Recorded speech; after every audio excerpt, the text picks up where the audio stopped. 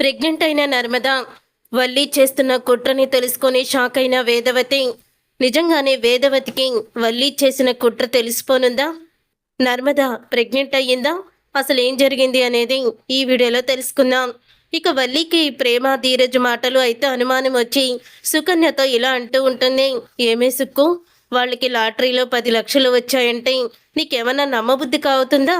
నాకు తెలిసి నమ్మబుద్ధి కావడం లేదు నాకు మాత్రం అని వల్లి అంటుంది. అప్పుడే సుకన్య కూడా, అవునే వల్లి, నువ్వు చెప్పింది కూడా కరెక్టే, నాకు కూడా నమ్మబుద్ధి కావడం లేదు. ఎందుకంటే ఇప్పటికిప్పుడు రాత్రికి రాత్రే 10 లక్షలు లాటరీ తగలడం, ఆ 10 లక్షలు చేతికి రావడం, వీళ్ళు ఉదయం కల్లే కారు తీసుకొని రావడం, ఇదంతా కూడా నాకు కూడా అనుమానంగానే ఉంది. వీళ్ళేదో దాచిపెడుతూ ఆ డబ్బులు ఎక్కడి నుంచి వచ్చాయో చెప్పడం లేదు. అది ఎలాగైనా కనుక్కోవాలి. చూసావా ఆ ధీరజ్ ఎలా మాట్లాడుతున్నాడో? వీళ్ళకి తగిన శాస్తి జరగాలి అని చెప్తూ ఉంటుంది వల్లి. అవును, ఇప్పుడు నర్మద ఖచ్చితంగా వీళ్ళని అడుగుతుంది. నర్మదకి కూడా తెలిసి ఉండదు బహుశా అని సుకన్య చెప్తుంది. నర్మద మాటలు అలాగే ఉన్నాయి అని అనడంతో ఇక ఇద్దరు వీళ్ళ ముగ్గురు ఎక్కడైనా మాట్లాడుకుంటున్నారా అని వెతుక్కుంటూ వెళ్తూ ఉంటారు. ఇంతలో ప్రేమ ధీరజ్ అబద్ధం చెప్పారని నర్మదకి అర్థమైపోయి వాళ్ళని ఇక నిలదీస్తూ ఉంటుంది. అక్క, మేము చెప్పింది అబద్ధమని నువ్వు గ్రహించావని నాకు అర్థమైపోయింది.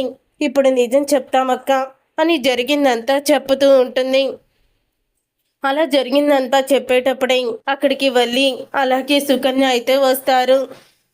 అక్క అది అని అంటూ ఇక మళ్ళీ ఇంకా చెప్పబోతూ ఉంటుంది ప్రేమ. ఇక ప్రేమ చెప్పబోతూ ఉండగా అప్పుడే ఇక నర్మద, ఏంటి ప్రేమ, ఇప్పుడే కదా లాటరీలో తగిలింది 10 లక్షలు వచ్చాయని చెప్పావు, దీనికి మళ్ళీ ఎందుకు నువ్వు అలా కంగారు పడిపోతున్నావు? నా ముందు నాకు తెలుసు నువ్వు ఎంత అదృష్టవంతురాలువో, నీకు ఖచ్చితంగా ఆ డబ్బు వచ్చే ఉంటుంది. దీంట్లో నాకు ఎటువంటి సందేహం లేదు. మీరు అనుకున్నది సాధించారు, నాకు అదే చాలు అని వల్లి వింటుందని సైగ చేస్తూ చెప్తూ ఉంటుంది నర్మద. అప్పుడే ప్రేమ, అవునక్క, అసలు ఈ కారు ఎలా తీసుకురావాలో అనుకునే టైంకి ఆ భగవంతుడు నాకు ఈ లాటరీ ద్వారా ఇంతటి అదృష్టాన్ని తీసుకొచ్చాడు అని చెప్పి ఇక ప్రేమ కూడా నటించేస్తూ ఉంటుంది. తర్వాత ముగ్గురు లోపలికైతే వెళ్ళిపోతారు. ఏంటి, నిజంగానే వీళ్ళకి లాటరీ తగిలిందంటావా అని అంటూ ఉంటుంది వల్లి. నాకు తెలిసి లాటరీ అయి ఉంటుంది, నర్మదికి అబద్ధం చెప్పరు కదా అని సుకన్య అయితే అంటుంది. నర్మద వేదవతి తనతో మాట్లాడడం లేదని, తనని దూరం పెడుతుందని బాధపడుతూ ఉంటుంది. అప్పుడే ఇక ప్రేమ అక్కడికి వచ్చి వేదవతి దగ్గరికి వచ్చి, ఏంటత్తయ్య, ఎందుకు మీరు నర్మద అక్కని దూరం పెడుతున్నారు? తను ఏ తప్పు చేయదు, అబద్ధం ఆడదని తెలీదా మీకు అని అనగానే అప్పుడే వేదవతి, అది చేసింది అప్పుడే మర్చిపోయావా? మళ్ళీ స్కానింగ్ రిపోర్ట్స్ ఏవో తీసుకువచ్చి వల్లి ఆడుతుంది నాటకం అనేది చెప్తుంది. పాపం బిడ్డ పోయి అది బాధలో ఉంటే ఇది మాత్రం ఇలాగే మాట్లాడుతుంది, ఇంకా వల్లి అబద్ధం చెప్పిందని చెప్తుంది. అసలు నర్మది ఈ మధ్య చాలా మార్పు వచ్చేసింది, అందుకని దాంతో మాట్లాడాలంటేనే నాకు చిరాగ్గా ఉంది అని అంటూ ఉంటుంది వేదవతి. అక్క తప్పు చేయలేదని తెలిసిన రోజు పశ్చాత్తాపంతో చాలా బాధపడతారు అత్తయ్య. ఎందుకంటే నర్మద అక్క ప్రాణం పైన తప్పు చేయదు, అబద్ధం చెప్పదు, ఒకళ్ళు బాగు కోరుకుంటుంది తప్ప మరొకరు నాశనం అవ్వాలని ఎప్పుడు కూడా అనుకోదు. నర్మద అక్కని బాగా అర్థం చేసుకుంది ఇంట్లో మీరే అక్కని అపార్థం చేసుకుంటున్నారు అని చెప్తుంది ప్రేమ. అప్పుడే వేదవతి ప్రేమ మాటలకి ఆలోచిస్తూ ఉంటుంది. ఇంతలో నర్మద బాధపడుతూ అలా ఆఫీస్కి బయలుదేరుతూ ఉండగా సడన్గా కళ్ళు తిరిగి పడిపోతుంది. నర్మద కళ్ళు తిరిగి పడిపోవడంతో అక్కడే కూర్చున్న రామరాజు ఇక నర్మదని పట్టుకొని, అమ్మ నర్మద, ఏమైందమ్మా? బుజ్జమ్మ, బయటికి రా తొందరగా అని అంటూ కేకలు వేస్తాడు. అందరూ కూడా బయటికి వస్తారు. రే ధీరజ్, నువ్వు వెంటనే డాక్టర్కి ఫోన్ చెయ్యి, నర్మద కళ్ళు తిరిగి పడిపోయింది అని అంటూ ఉంటే ఇంకా డాక్టర్ అయితే వస్తుంది. వచ్చిన తర్వాత నర్మదకి చెకప్ చేసి, డాక్టరు, ఏమీ కంగారు పడకండి, మీరు తాతయ్య కాబోతున్నారు, నర్మద ప్రెగ్నెంట్ అని చెప్తుంది. దాంతో ఒక్కసారి వల్లి షాక్ అయిపోతూ ఉంటుంది. అప్పుడే ఇక వేదవతి, ఏంటి డాక్టర్ మీరు చెప్పేది అని అంటూ ఉంటే, అవును, మీ కోడలు ప్రెగ్నెంట్, కానీ తను చాలా వీక్గా ఉంది, చాలా నీరసంగా ఉంది, జాగ్రత్తగా ఉండాలి అని చెప్తారు. తర్వాత సాగర్ ఇంటికి వస్తాడు. సాగర్ ఇంటికి వచ్చాక అప్పుడే ఇక సాగర్తో, అంటూ ఉంటాడు ధీరజ్. రే, కంగ్రాచులేషన్స్ రా నడిపోడా, నువ్వు తండ్రి కాబోతున్నావు, వదిన ప్రెగ్నెంటు అని జరిగిందంతా చెప్తాడు. అప్పుడే అది విని చాలా ఆనందపడుతూ ఉంటాడు సాగర్. ఇంతలో వల్లి ఇక అది తట్టుకోలేకపోతుంది. నర్మద ప్రెగ్నెంట్ అయ్యేసరికి తను ఓర్చుకోలేకపోతుంది. ఇదేంటే మనకి ఎంత రివర్స్ అయిపోయింది, నాకు కడుపు వచ్చి అందరూ కూడా నన్ను నెత్తిన పెట్టుకొని చూసుకుంటారంటే ఈలోపు నర్మదే ప్రెగ్నెంట్ అయ్యింది. ఇప్పుడు నర్మద ప్రెగ్నెంట్ అయితే ఇప్పటి వరకు నర్మద మీద ఉన్న మా అత్తగారి కోపం అంతా కూడా పోతుంది. దాంతో మా అత్తగారు మళ్ళీ నర్మదని నెత్తిన పెట్టుకొని నన్ను పక్కన పెట్టేస్తుంది. ఇప్పుడు ఏం చెయ్యాలి అని ఆలోచిస్తూ ఉంటుంది. అప్పుడే వల్లి, ముందు మీ అమ్మకి ఫోన్ చేసి చెప్పు ఇక్కడ సంగతి అని సుకన్య చెప్పడంతో అప్పుడే ఇక సుకన్య చెప్పంగానే భాగ్యానికి ఫోన్ చేస్తుంది వల్లి. ఇంతలో వేదవతి నర్మదికేమో ప్రెగ్నెంట్. ఇప్పుడు వల్లి పాపం చాలా బాధపడుతుంది.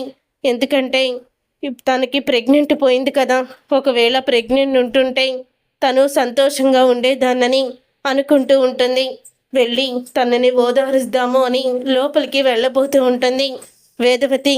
అలా లోపలికి వెళ్ళబోతూ ఉండగా ఇంతలో వల్లి భాగ్యంతో ఫోన్లో మాట్లాడుతూ ఉంటుంది.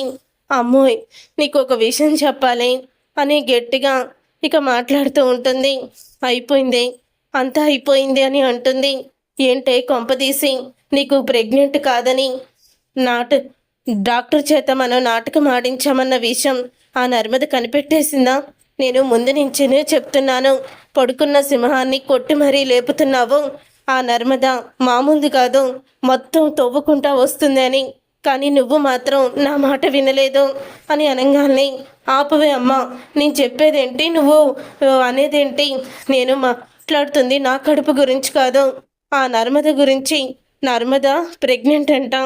కళ్ళు తిరిగి పడిపోతే డాక్టర్ వచ్చి టెస్ట్ చేసి చెప్పారు నర్మద ప్రెగ్నెంట్ అనేసరికి మా అత్తయ్య మావయ్య ఎంతో ఆనందపడిపోతున్నారు. ఇప్పుడు నా మీద ప్రేమ కాస్త ఆ నర్మద ప్రేమ మీదకి వెళ్ళిపోయింది. ఇప్పటి వరకు బాగానే నటించాను. నాకు ప్రెగ్నెంట్ వచ్చిందని ఇంట్లోకి నువ్వేమో డాక్టర్ చేత అబద్ధం చెప్పి పంపించావు. ఆ తర్వాత నాకు తెలిసి నేనేమో స్కానింగ్ రిపోర్ట్స్, ఫేక్ రిపోర్ట్స్ తీసుకొచ్చి వీళ్ళకి చూపించాను.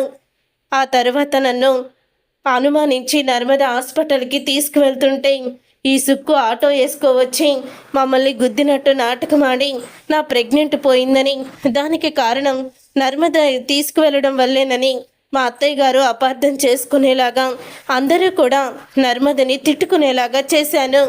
కానీ ఇప్పుడు ఆ నర్మద ప్రెగ్నెంట్ అయ్యేసరికి వాళ్ళల్లో ఇక నాకు ప్రెగ్నెంట్ పోయిందని, నేను బాధలో ఉన్నానన్న సంగతి కూడా ఇక మర్చిపోయారు.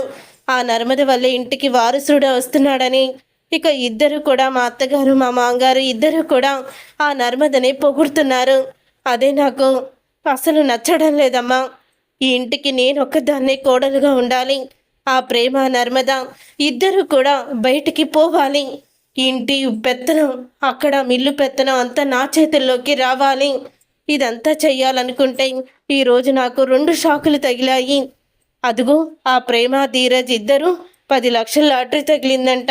ఆ 10 లక్షలతో కారు కొనుక్కొని వచ్చారు. అసలు వాళ్ళిద్దరికీ ఇలా మంచి జరుగుతుంటే నాకే ఏంటో రివర్స్ అయిపోతుంది. నాకేమీ అర్థం కావడం లేదు అని వల్లి తన నోటితోనే తను ఆడుతున్న నాటకాన్ని భాగ్యంతో ఫోన్లో మాట్లాడుతూ వేదవతికి అయితే దొరికిపోతుంది. అప్పుడే వేదవతి వల్లి ఆడుతున్న నాటకం తెలుసుకొని ఒక్కసారే కుప్పకొలిపోతుంది. అంటే ఇదంతా నిజంగానే నర్మద అన్నట్టు వల్లి నాటకమా అని షాక్ అయిపోతూ ఉంటుంది. ఇక నర్మద మాటలన్నీ కూడా గుర్తు చేసుకుంటూ ఉంటుంది వేదవతి. అత్తయ్య, వల్లి యొక్క నాటకం ఆడుతుంది. డాక్టర్ చేత అబద్ధం చెప్పించారు. ఆ డాక్టర్ మళ్ళీ నేను ఇలా చేశానని తెలిస్తే మా హాస్పిటల్కి చెడ్డ పేరు వస్తుందని, నన్ను ఇన్వాల్వ్ చెయ్యొద్దని నన్ను బ్రతిమలాడింది. ఇవి ఫేక్ రిపోర్ట్స్ అత్తయ్య అని తను చెప్పిన మాటలు ఏవి కూడా వేదవతి వినిపించుకోలేదు కదా. నర్మద చెప్పిన మాటలు, పైగా నర్మదని తిట్టింది. ఇవన్నీ కూడా గుర్తు చేసుకుంటూ ఉంటుంది. ఆ రోజు నర్మద చెప్తూనే ఉంది, నేను అబద్ధం చెప్పనని మీకు తెలుసు కదా అత్తయ్య అని. అయినా సరే నేను వల్లిని నమ్మి నర్మదని అనుమానించాను. చివరికి నేనే ఈ వల్లి కుట్రలో బలైపోయి దేవత లాంటి కోడల్ని అవమానించాను, చాలా పెద్ద తప్పు చేశాను అని వేదవతి బాధపడుతూ ఉంటుంది. చూశారుగా ఫ్రెండ్స్, మరి వల్లి గురించి నిజం తెలుసుకున్న వేదవతి ఇప్పుడు ఏం చేయబోతుంది, అసలు ఏం జరగబోతుంది అనేది రాబోయే కథలో తెలుసుకుందాం. ఈ వీడియో మీకు నచ్చితే తప్పకుండా లైక్ చేసి ఛానల్ని సబ్స్క్రైబ్ చేసుకొని పక్కనే ఉన్న గంట సింబల్పై ఆల్ని క్లిక్ చేయండి.